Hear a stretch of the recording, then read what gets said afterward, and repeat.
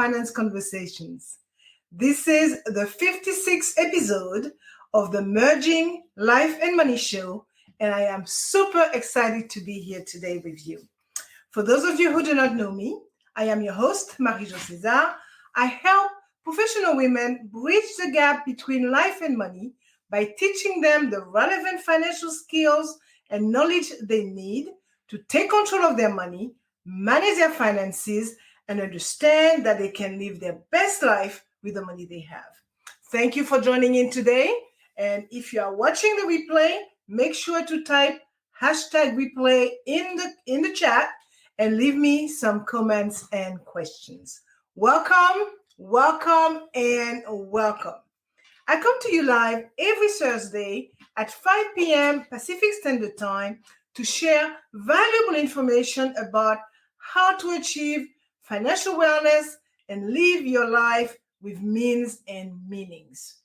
As you may know, the main objective of the Merging Life and Money Show and my strong why is to empower as many women as I can by sharing what I know about money and finance so that they can live their best life yet. Today, I will be talking about the changing role of women in society and how it affects the economy and the workforce. So grab a pen and a notebook, as you might want to take some notes to share and discuss them further with family members, friends, colleagues, whomever you want to, because it is all about sharing values that could benefit others.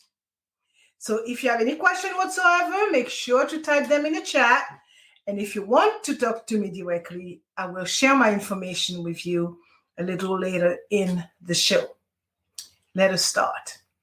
As you know, March is Women History Month. And as I was preparing for the show this week, I would be remiss if I did not mention the confirmation hearing of U.S. Supreme Court nominee Ketanji Brown Jackson. Okay, this is history in the making as we speak, and it is a great illustration of the changing role of women in our society. Well, the role of women in our society has changed drastically over the past century. Just imagine, in the early 1900s, most women stayed at home while the men went to work. Then only about 27% of women were participating in the workforce. By 2016, that number increased to almost 60%. And in 2021, while there was a slight decline already, COVID-19 exacerbated that trend, and women's participation in the workforce fell to about 56%, which is still a lot compared to the 1900s. So with more women working than ever before, it is important to take note of this trend. The increase in female employment rates has had an immense impact on both society and the economy, something worth noting. So today I will focus on the following 3 points: how the changing role of women in our society has affected the economy and the workforce, the challenges that both men and women face because of this shift, and what does the future hold for women in today's society.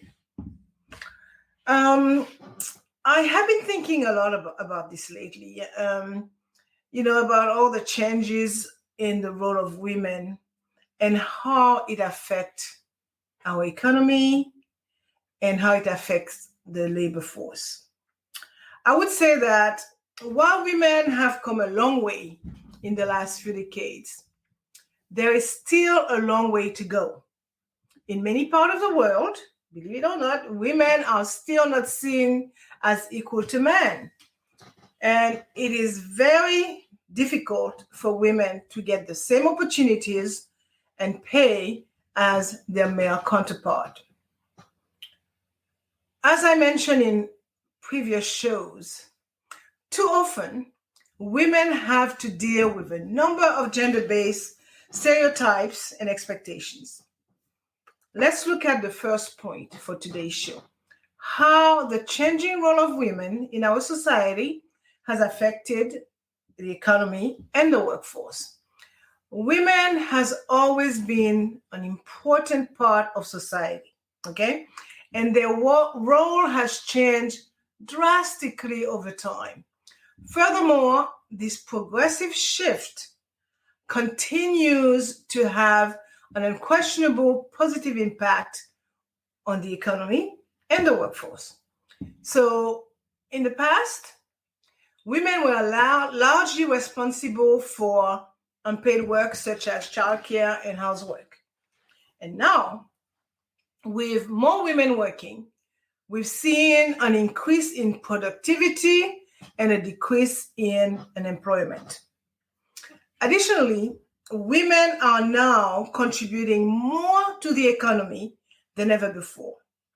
In 2019, women's earning made up almost 57.4% of the total US income. This is a significant increase from just a few decades ago, when women earnings only made up about 37% of the total US income. Also, women are increasingly getting more education and training. Okay, so this means that they are better prepared to enter the workforce and compete for jobs. In fact, in the early 1900s, very few women went to college, and even fewer pursued careers after graduation. And today, women make up over half of all college graduates in the United States. Okay, they are also increasingly pursuing careers in fields that were once dominated by men, such as law and medicine. Additionally, women are now working in a wide variety of industries, including many that were traditionally male-dominated, I would say, and they are making significant contributions to businesses and industries across the country. They are also starting their own businesses at a higher rate than ever before. Also, study has shown that when women are working, they tend to spend more money than men do. This is because women are more likely to buy things for their families. As you know, they still remain the financial controller for the household. So they have to buy foods, clothes, everything that the home needs. Additionally, women are more likely to invest their money in stocks and other assets that can generate long-term growth. They are into the long-term business. I would say that all of this is good news for the economy, as women increasingly are contributing to the gross domestic product, the GDP of the country. Another point that I want to make is that women are now the primary breadwinners in many families. They are just as likely as men to be working outside the home and taking on leadership roles in corporations and governments. And with more women now working, there is more money being earned by household, okay? And this is consistently boosting the economy and helping to reduce poverty levels. And as women continue to enter the workforce and attain higher level of education, they will likely have an even greater impact on the economy in the future. I will also note that now that women are working more than ever, has led to an increase in women's earnings and a decrease in their reliance on men financially, which is, by the way, helping to boost the economy and contribute to the labor force. Also contributing to major changes to the labor force is the fact that in the past, most women were confined to jobs that were considered quote unquote female occupations, such as teaching, nursing, and secretarial work. And women have now broken through these barriers and are working in a wide variety of jobs and professions. I will conclude this first point by citing a recent S&P Global report, which states that an increase of the individual labor force participation rate of women alone will lead to an increase in the US by approximately 5.87 trillion over the next decade. Now, let's take a look at point number 2. The challenges that both men and women face because of this shift. So, the change in women's role have not been without its fair share of challenges. Adjusting to the new norms can be challenging for both men and women, but it is important to remember that these changes are happening for a reason, okay? Though it may be challenging at first, it is important to embrace the change and see it as a positive step toward, for the future for both genders, I would say. So many women still face discrimination in the workplace, okay? One of the most significant one is a gender pay gap, which refers to the fact that women earn less than men for doing the same job and are more likely to be in low-paid and part-time work. This is an important issue because it can lead to women having less spending power and fewer opportunities to advance in their careers. Another challenge that both men and women face is a renegotiation of gender roles in the home. For instance, if a woman is now working outside of the home, she may expect her husband to take on more responsibility for household chores and child rearing, for example. And this can be a challenge for men who are not used to being the primary, I would say, this can be a challenge for men who are used to be the primary breadwinner and not having to do any household chores. It can also be a challenge for women who are used to being the primary caregiver in the home. So increased competition for jobs is also another challenge faced by both men and women. In the past, women were often excluded from the workforce or relegated to jobs that paid less than those held by men. Today, women are increasingly present in the workforce and are competing for jobs that were once considered to be men's work. I will add that this increased competition can easily lead to feelings of insecurity and anxiety for both men and women. Now, I'm going to wrap up the second point of this episode by saying that it is worth noting that women are still more likely to be the primary caregiver for children and elderly family members, which can make it difficult for them to harmonize their work and family responsibilities. And, women are still disproportionately affected by poverty and violence. So while it is clear that much progress has been made, there is still a lot of work to be done in order to achieve true equality. which takes me to the third and last point for today's episode. So, what does the future hold for women in today's society?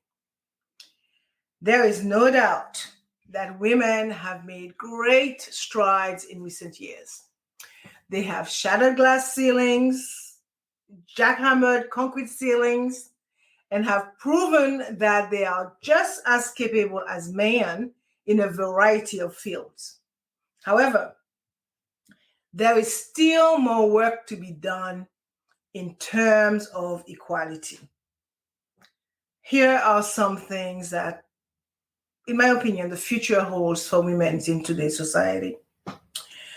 More women will enter male-dominated fields, okay?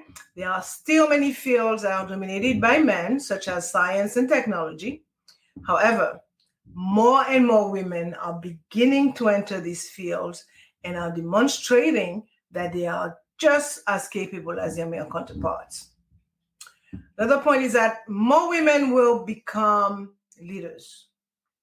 There are still relatively few women in leadership positions, but this is slowly changing. In the future, there will be more women in top roles in both the private and the public sectors. Another point is that women will be paid equally for equal works. I may not see it in my lifetime, but it will happen. This is one of the most important issues facing women today. In the future, there will be greater parity in terms of pay between men and women for equivalent work. I'm very optimistic on that. Women's voice will be heard more in the media. The media is still male-dominated, as we know. The media is a powerful tool for shaping public opinion. In the future, women's voices will be heard more often in the media, and their perspective will be given greater weight. In fact, this trend is already taking hold, and some recent examples include the Women's March on Washington and the Me Too movement, as we know it. So,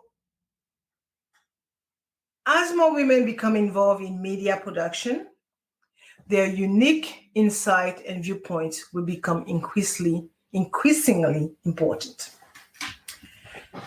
This is a good thing because it will help to promote equality and inclusion as well as gender parity. I believe as well that there will be more gender balanced governments. Okay, currently, most governments are dominated by men. However, in the future, there will be more gender balanced governments with an equal number of men and women in positions of power. Who knows? I am confident that in not a too distant future, the UN, the United Nations, will appoint a female Secretary General. As you know, the United Nations is one of the most important institutions in the world. In the future, it is likely that it will appoint its first female Secretary General. I would say also that women's voices will be heard more loudly than ever before. There has been a growing movement toward feminism for many years now, and particularly more so in recent years. And this is only going to continue. Women's voices will be heard more and more, demanding equality in all areas of life. So the future of women in society is as important. I would say the future of women in society is an important issue, okay? In my humble opinion, I believe that the future holds great things for women and that they are poised to make even more progress in the years to come. So as more women enter the workforce, they are sure to make even more progress in closing the gender gap and achieving equality in the workplace. For all I know, how women are treated in society affects not only them, but also the economy and the workplace. It is therefore essential that we continue to fight for equality. Only then can we hope to create a truly just and prosperous society for all. So tell me, what are your thoughts on the changing role of women in society? Do you think it is having a positive or a negative impact on the economy and the workforce? Let me know. Now, I am going to wind down some and summarize what I talked about today. I talked about the changing role of women in our society, and I focused on 3 points. How this changing role has affected the economy and the workforce, the challenges that both men and women face because of this shift, and what does the future hold for women in today's society. Now, my reflection on the subject matter. As I see it, there are a number of reasons why this change is taking place. First, women are living longer and healthier lives than they did in the past. This means that they are able to work for more years and make a greater contribution to the economy. Additionally, many women now have access to childcare, which allow them to work even if they have young children. Also, women are becoming more involved in politics and decision making, and this is helping to create a more equal society that is better able to meet the needs of all its members. It has been a long struggle, and it will continue to be one. Despite these challenges, there are a number of reasons to be optimistic about the future of women in society. Okay, in recent years, businesses and government have recognized the changing role of women and have adapted their policies and practices accordingly. And a number of countries have enacted laws and implemented policies designed to help close the gender gap, particularly the gender pay gap. Okay, it is important to note, however, that failure to do so, in my opinion, could lead to economic decline and social unrest. So, what else can be done? Well, first of all, women need to be given the same opportunities as men. Okay? They need to be able to apply for the same jobs and be given the same pay. Secondly, women need to be supported in their career choices.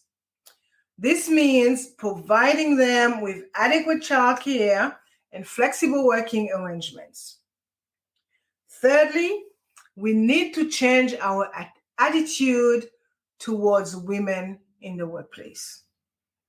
We need to see them as equals and give them the respect they deserve. And lastly, we need to continue to fight for women's rights and create opportunities for women in all areas of life. Only then can we create a fairer and more just society for everyone. Let's make it happen.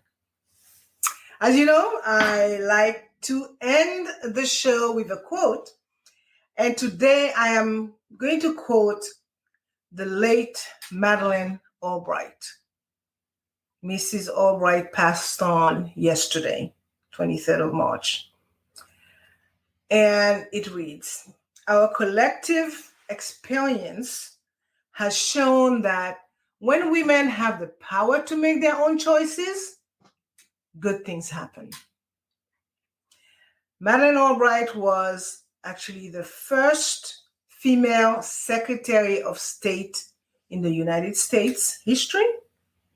She also served as a U.S. ambassador to the United Nations from 1993 to 1997. This brings us to the end of today's Merging Life and Money episode. And let me share my contact information with you. In fact, I am going to show it at the bottom of the screen for the remainder of the show. So I hope that you've enjoyed today's show, and I will encourage you to watch the replay. So for more information about how to achieve financial wellness from the inside out and live a purposeful life with the money you have, join me next week, Thursday at 5 p.m. Pacific Time, 6 p.m. Mountain Time, 8 p.m. Eastern Time, 9 p.m. Atlantic Time for my Bermudian pips, and 10 a.m. Friday morning, Brisbane, Australia time for my Australian friends.